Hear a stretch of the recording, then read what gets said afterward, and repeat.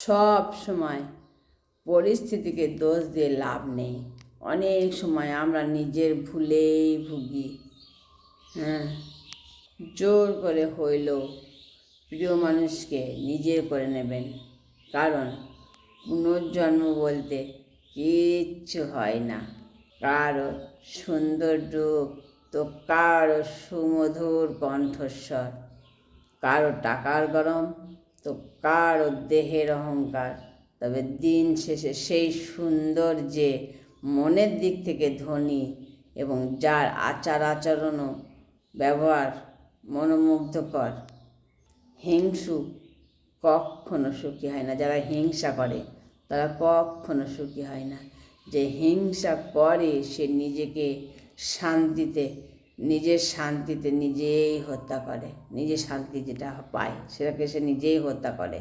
যে সম্পর্কে মানসিক যন্ত্রণা দেয়, ভিতরে অশান্তি সৃষ্টি করে এবং অসম্মানিত করে সেই সম্পর্ক জীবন থেকে মুছে ফেলা উচিত।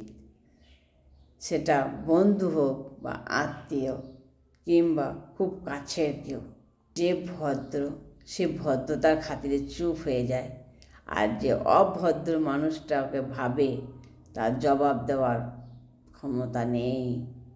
আজ কষ্ট দিলে কাল তো কষ্ট আসবেই। আজ উপকার করলে কাল আশীর্বাদ হবে। কর্মফলের খাতা কখনো ফাঁকা থাকে না। থাকে না। তোমাকে খুব বিরক্ত করি, তাই না? দেখবে একদিন তোমার কাছে সব থাকবে, শুধু থাকবে না এই বিরক্তকর মানুষটা।